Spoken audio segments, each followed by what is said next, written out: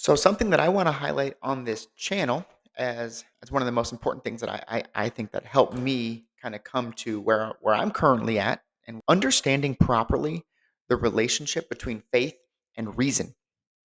These two things in our society today are seen as entirely separate entities. In order to have any kind of faith in Jesus Christ and in order to have, faith in the gospels,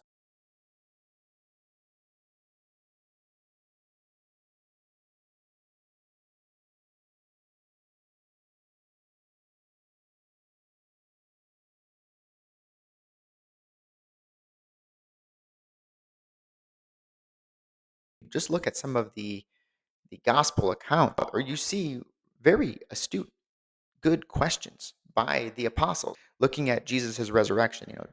Thomas in John's gospel. What does Thomas say? He says, "Look, if I don't actually touch his hands, if I can't put my finger in his side, if I'm unable to actually see that Christ has risen, I don't believe." Right? So here he is. He's asking a question. Or you look at when Mary is told that she's going to give birth to Jesus, she specifically says, how can this be? I haven't had relations with a man. This doesn't make any sense, right? So we look at just the some of the biblical texts. There's many others, but there's many times where the apostles themselves or the people that are around Jesus are asking very good, astute, logical questions, right? These are reasonable people asking reasonable questions. And then if you look, I would say a profound document that came out in the late 90s was a document by John Paul II called Fides et Ratio, Faith and Reason. So it is a way to harmonize these two and talk about the importance of faith and reason actually working together because what we really are looking for as human beings on this earth is we're all searching for truth. And Fides et Ratio was actually a groundbreaking document for me personally. I would say it's actually one of the things that changed my life as somebody who you would say is an educated human being. I went to high school, graduate high school, college, graduate degree, right? Clinical doctorate degree. I meet all the qualifications of what somebody would call an educated person based on secular standards. Sometimes somebody might look at someone like me and go, "Wait a second, how do you believe these certain things, such as the biblical text?" What I love about John Paul II's document Fides et Ratio, because it really highlights this idea of faith and reason coming together, particularly it's written by a pope, so it's clearly in a Catholic way in the Catholic tradition. And it was one of the more life changing documents for me because at the time I was actually attending an evangelical church, and this would I would say is one of the things that helped pull me back in towards the Catholic Church and understanding the writings and the beautiful intellectual tradition throughout Catholicism in the last 2,000 years. So when you read Faith and Reason, John Paul II beautifully describes it as kind of like two wings on a bird, right? You have faith and reason, and these two work together. Here, a quote that I like in the very beginning is he says, "Faith and reason are like two wings on which the human spirit rises to the contemplation of truth." So, what he does is he looks at as truth being, kind of the end goal, and then you have faith and reason that help you get there. And he actually did a beautiful job. I made a diagram here of the document, and he looks at faith and reason, and he breaks it down even further. So reason comes from our philosophical thought and our scientific thought. And what he does here is he beautifully predicts some of these major errors that are going to come out of relying too much on a scientific worldview. He specifically highlights scientism, pragmatism, and nihilism. So scientism is the refusal to admit other forms of knowledge other than the positive sciences. Someone like that is going to have a very difficult time answering some deeper questions on life. What is the meaning of life? Why am I here?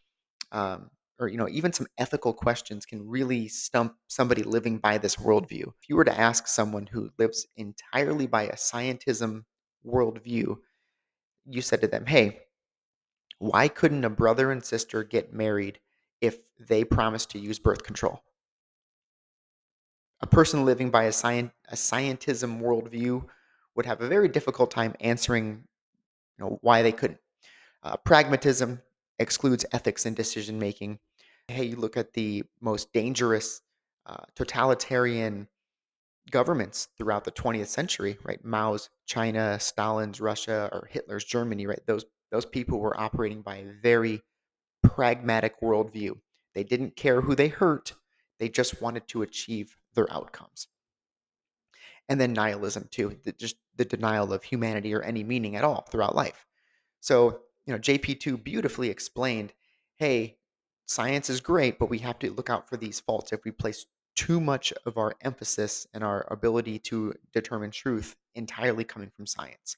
If you look here at the bottom of my chart that I created here, you have relativism and agnosticism that are way on the right or on the reason side if that's all you rely upon.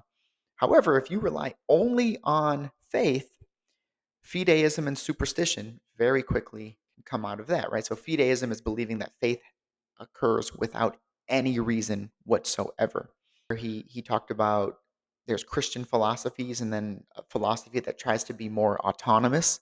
He was very complimentary of these autonomous philosophies like Stoicism, for example, where he says, look, these are valid and they're noble. However, they're limited to the natural order. But history, again, has proven them very, very valuable.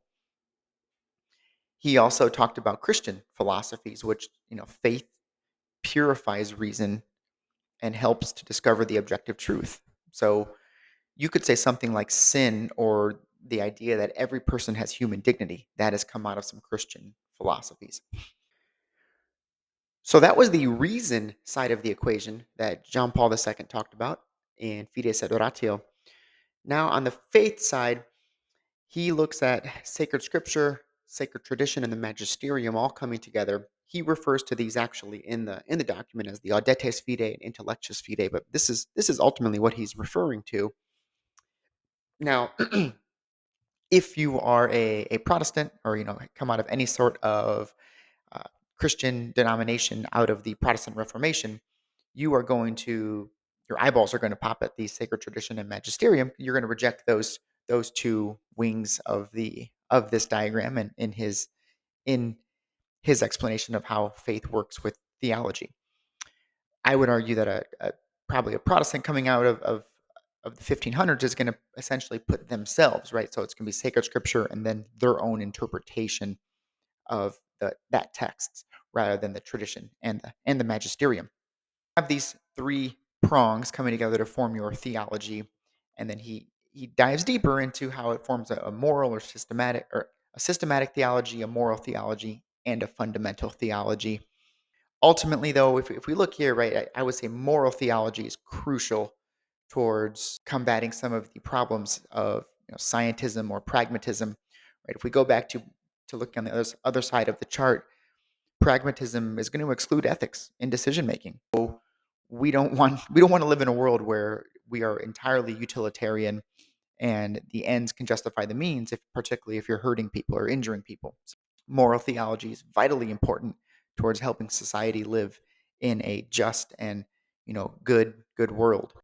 But the primary ways that faith and reason are going to come together ultimately is through philosophy. If we look at faith overall, and we look at faith and reason and how these two come together, good faith does not ever contradict good theology. These two will always come together, they'll always work together in a harmonious way, and that is what it is going to help us get towards truth, right? That's what we believe, particularly as Christians, particularly in this, in the world today, 2025. We live in a world where truth is very, very objective, and we are oftentimes, our children now are starting to be taught that truth doesn't really exist. You have your truth, I have my truth, and living in a world like that in is not something that I'm going to teach my children personally. I'm going to say, look, objective truth exists, and it is up to us to seek it. We have to search for it. I think God inscribed it in our human hearts that we want to figure these things out. So if you have any questions, I would encourage you can check out the Vatican website, Fides et Ratio. This diagram here is something that I created. It might not be entirely, totally correct. It was my kind of interpretation, my understanding of what John Paul II wrote.